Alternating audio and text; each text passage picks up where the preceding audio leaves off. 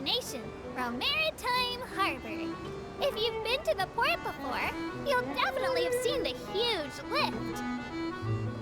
I've heard it's no small feat to make one of that scale. Not only that, but it's also designed to work using multiple energy sources.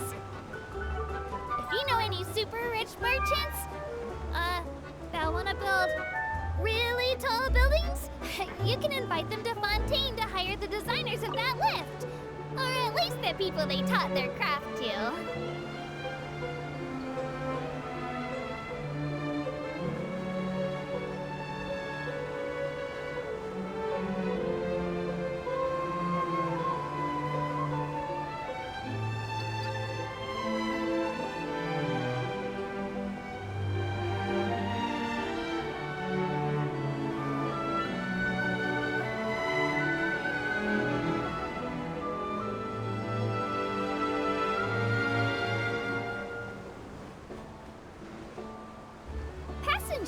If you look into the distance, you'll see Elinas, large as a mountain. The hometown of us Melusines, Marisi Village, is right over there. There's a story about our hometown that I really liked growing up. The legends say that long ago, Elinas came to Fontaine and asked the people, "Is there anything I can do?" At the time, we Melusines were super tiny, and our hands were even smaller. And we were so sad that we couldn't build houses like everyone else. So the people said in unison, "Then why don't you become the home of the Melusines?" And thus Elinas just rolled over right there and poof! It's been a few hundred years since then. When you think about it, everyone in Fontaine and Elinas really is gentle and kind.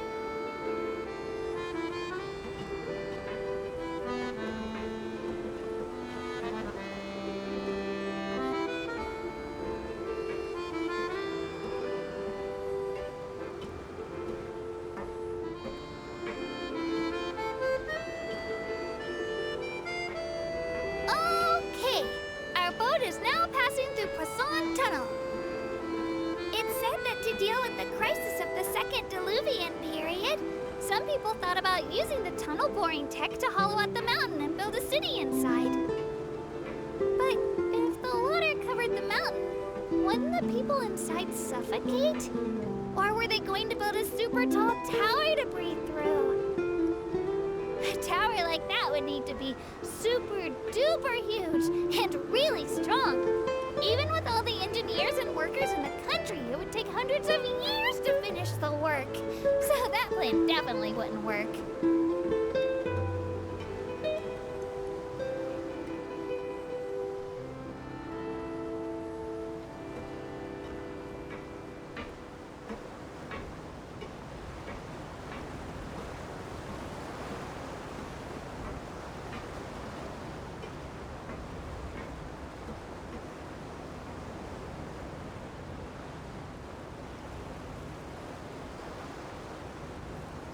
As the operator of our lines likes to say, we Aquabus tour guides carry a huge responsibility.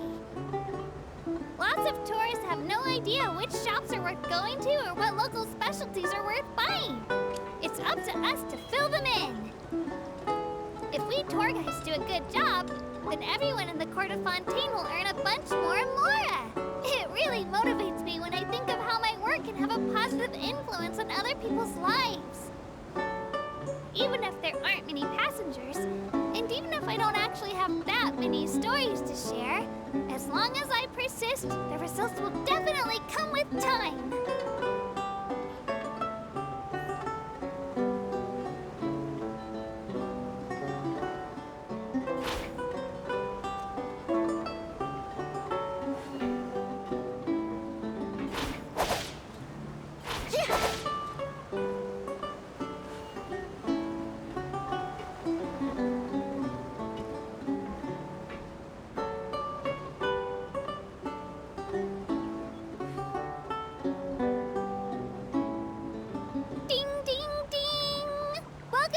Maritime Station, where this tour ends.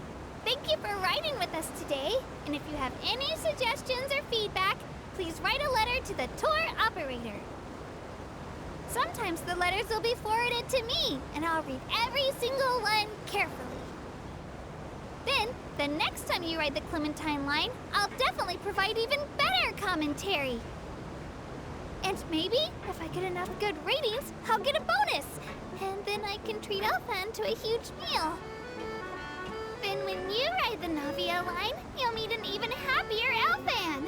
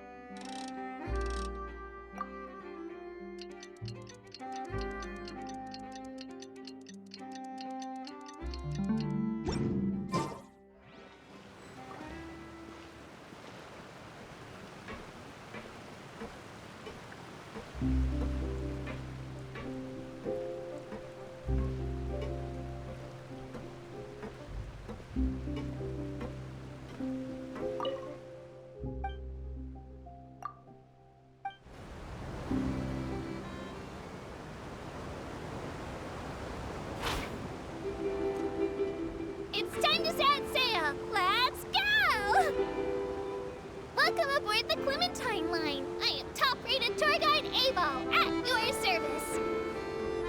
I would like to ask our guests from abroad, did you bring any light and breathable clothing?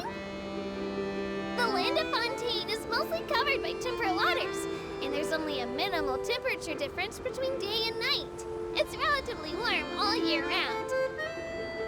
The humidity is also very high, so it's easy to end up sweating even after light physical activity. Some tourists may even find it a bit hot and muggy. Oh, come to think of it, maybe I shouldn't have said the land of Fontaine, but the waters of Fontaine instead.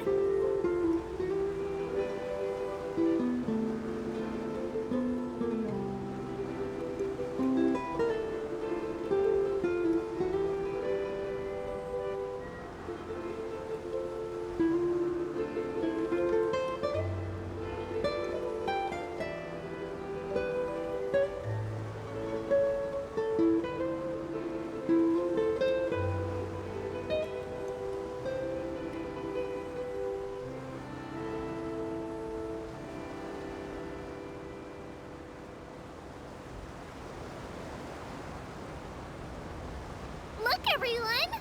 Approaching us up ahead is Fontaine Quay, which lies between the port and the court. Though not particularly steep, if our course were to wind around the top of the mountain, our little boat wouldn't be stable and calm like this, but a white-knuckle water park ride! When they were building the waterways, they had to invite experts from the Fontaine Research Institute. The experts brought huge, amazing machines and bored a hole through Fontaine Quay. It really was a massive project.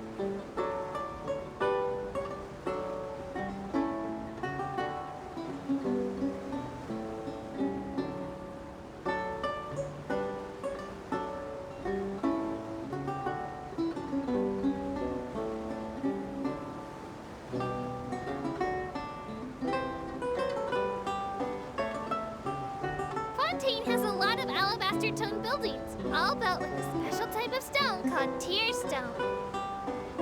An educational column in the Seabird said it was only after an incident a few hundred years ago that this type of stone was discovered by the people of Fontaine. Hidden deep underground, it looks completely ordinary from the outside. The inside, however, is filled with a pearly white substance, which, if processed using the right method, turns into a very sturdy material. But just what kind of incident could bring this kind of rock up from below? the past, people could only discover secrets within stones by breaking huge boulders apart. Say, maybe only the heavy cannons on battleships could do that.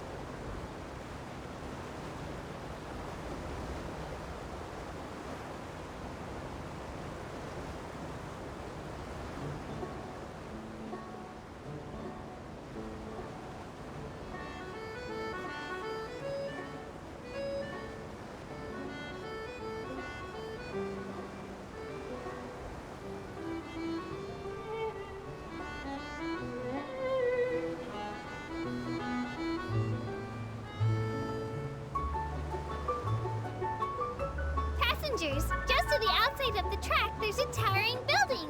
That's blocking your view. Behind it, you'll find the pride of the people of Fontaine, the Opera Epiclese. The Opera House is the highest court where Fontaine holds its trials, so it's no exaggeration to say that it's one of the most important buildings in the nation. Of course, normal artistic performances are staged there too, but those can sometimes be a bit too avant-garde and confusing. Trials are much more interesting because Monsieur Neuvillette will always be present. I really want to ditch work right now and go watch a trial. No, Pattyful, you're a model tour guide. How can you think about doing something so irresponsible?